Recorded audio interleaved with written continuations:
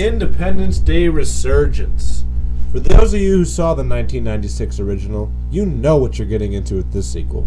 Aliens, destruction, and good old American determination. The original starred summer superstar Will Smith, along with the always delightful Jeff Goldblum and one of cinema's best on-screen presidents in the form of Bill Pullman.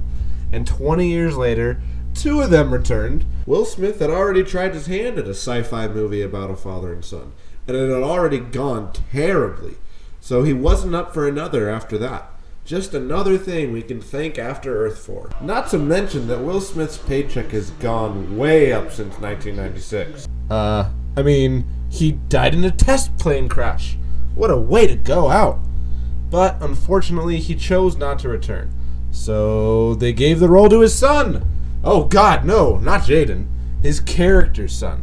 Will Jr.? Oh, no. It's Dylan. Anyways, most of the gang is back, and they've been using their time to develop hybrid alien technology, and more interestingly, unifying the planet into a single force, no longer squabbling at war between each other, but all conceding to the President of the United States at the same time. Now I understand why the US likes this new government. We're introduced to a whole bucket load of characters, spending just enough time with each to know who they are related to in the movie, but not enough to truly get a sense of any of their characters beyond their first dimension. Like Liam Hemsworth's handsome but rash pilot, and his girlfriend pilot, who's Pullman's daughter. Apparently Liam almost killed Will Jr. once, and now they're mad at each other. And in case you start to forget, they'll remind you every scene they have together. Heck, Dylan will even punch Liam. See how mad they are? These two sure are wild and fun characters, right? Aside from some of these main characters, we also get about a dozen side characters, which trade off the comedic roles with no real frontrunner, besides maybe a warlord chieftain who uses machetes to kill the aliens. Now there's a character I would have liked to seen a lot more of. Anyways, there's a lot of other side characters that are introduced just to handle the plot roles as well, where Dr. Okun carries a lot, as he's interacting with a secondary alien species that rebels against the evil aliens invading Earth. We learn that these alien-looking aliens go from planet to planet, sucking out their cores for fuel, and that these ball aliens are their only adversary, and can teach us to repel them, if they can survive this attack by killing the Queen. No, not that Queen, this one. Oh, geez, is that the same one? No? Okay, well, if we kill this Queen, it'll kill the Hive, just like last time. And after the first attack on the Queen fails, and our heroes hop in an alien ship, just like last time. But this time, the Queen is coming for the ball, so Goldblum sets a trap that is interrupted by his father, who cartoonishly escaped certain death earlier in the film, amidst thousands of people dying gruesome deaths, which just completely took me out of the movie. But anyways, he literally drives a school bus full of children into the middle of the third act. Talk about a cheap way to raise the stakes. It sounds more like a 60s Superman cartoon, not a 2016 movie. That's one of the larger problems with this movie. After its original release in '96, a time in which it belonged and thrived, showing destruction on that level in cinemas hadn't really been achieved yet. And a great mix of action comedy from Smith and the one key to any 90s movie, a dash of Goldblum. Unfortunately, it's not 1996 anymore, and seeing a city destroyed happens every other week in the summer. And although Goldblum is still a wonder to behold, they did him a disservice by surrounding him with paper-thin characters that didn't have the same heart the original managed to create.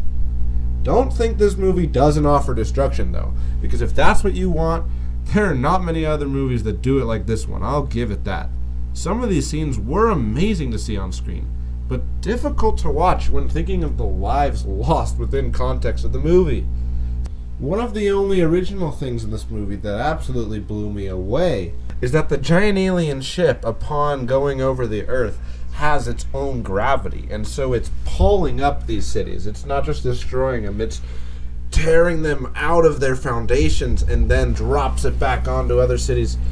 That is incredibly original and one of the actually cool things that they ended up developing in this movie. I wish we could have seen more original ideas like that, but that was absolutely fantastic, and cities were being torn apart and thrown back at each other. One standout moment I don't think I'll ever forget arrived in what appeared to be the tallest building in Dubai, being thrown into the city of London. I've never seen cities destroyed like this, that's for sure.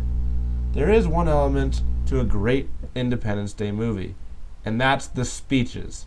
There was a few throughout the movie, one laughably bad by Dylan before the assault on the Queen, a problem that kept cropping up with him. He seemed to have possible rapport with Liam, although nothing close to Will Smith in the first movie with any character he was in a scene with, but there are plenty of key lines that felt more wooden than a plank upon his delivery, and his speech left the audience as flat as half the cities on Earth at this point. As many have predicted, it's the veteran Bill Pullman who pulls the best moments and speeches out of this movie. It becomes especially emotional as he sacrifices himself to destroy the Queen's ship, although it did seem awful easy to steal the most important ship on Earth at that precise moment. But whatever. After his daughter takes out her shield, in comes Liam and Dylan to finish her off after they break free from the Hive's controls. So they take out the Queen and save the world. And right before the countdown timer was gonna hit 0. Yeah, there's a countdown timer. Because of course there is. It's at this point that the movie goes full romantic comedy and wraps it up as tightly as possible considering half the world was destroyed. Everyone starts pairing off. Liam and Pullman's daughter, Goldblum and Lady Scientist, Liam's comic relief and the Chinese pilot, hell, even Dr. Okun and the alien ball, who promises that she can teach them space travel and then can take them to the fight, but only if they make enough money to justify a sequel. The biggest problems with this movie are the lack of real characters in the movie. Considering that we've basically already been told this story in the first movie, and in many since then, the one chance they had was to craft some unique and likable characters, something they got a little bit right with Liam's character, although mostly due to Liam's great presence in his own right, more than what the script was given to him. The Chinese pilot didn't even have anything to work with.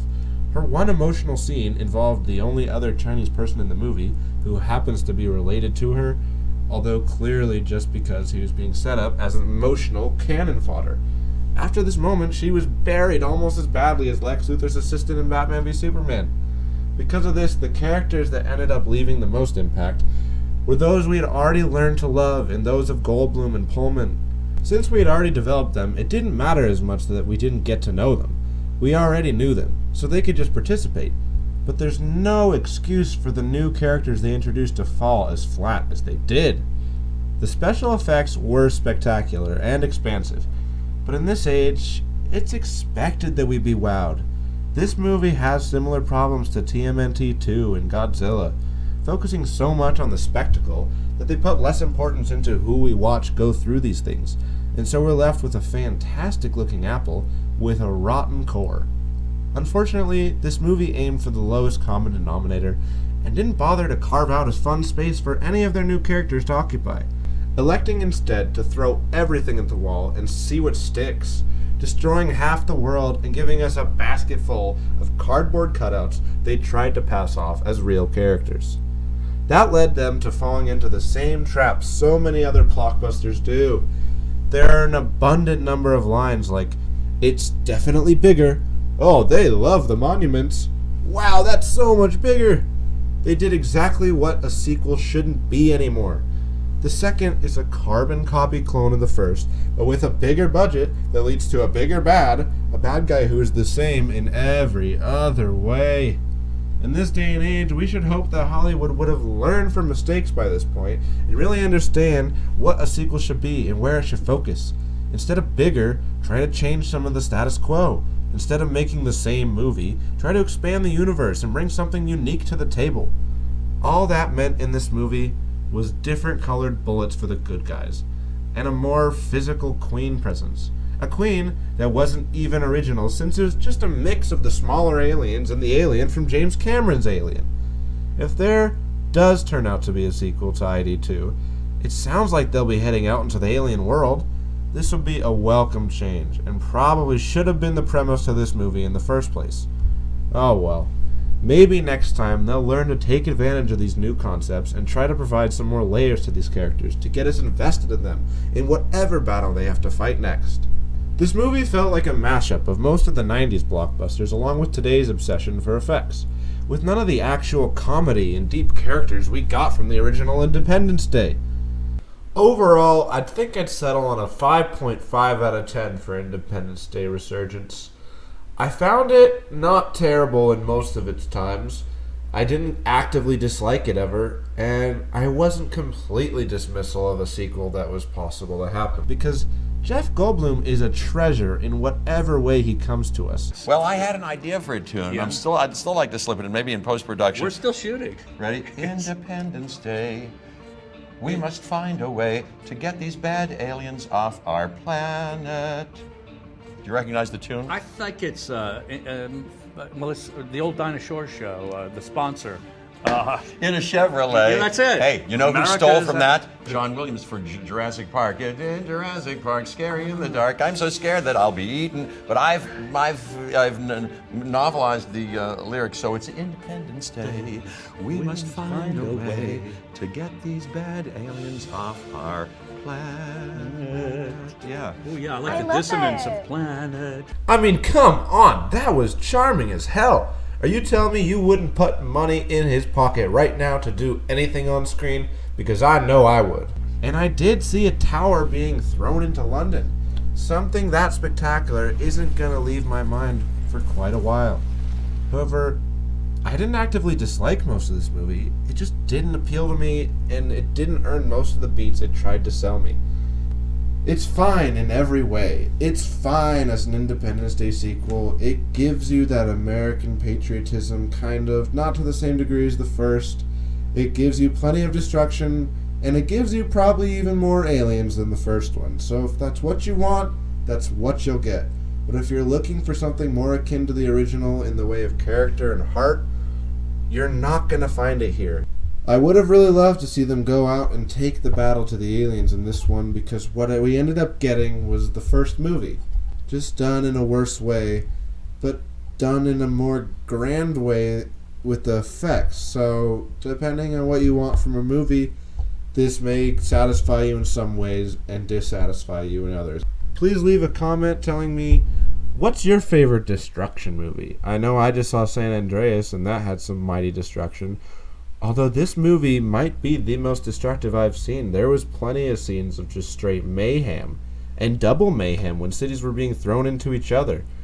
Absolutely nuts stuff in this movie. Anyways, go ahead and click on subscribe if you want to see more of these videos. I'll have one more Game of Thrones power ranking coming out for the season finale this episode. We'll just have to see what happens. That's going to be crazy. I have a Facebook if you guys want to click on that and like me there. I've got a Twitter, you can follow me there. Anyways, guys, till next time, this is Movie Mammoth signing off.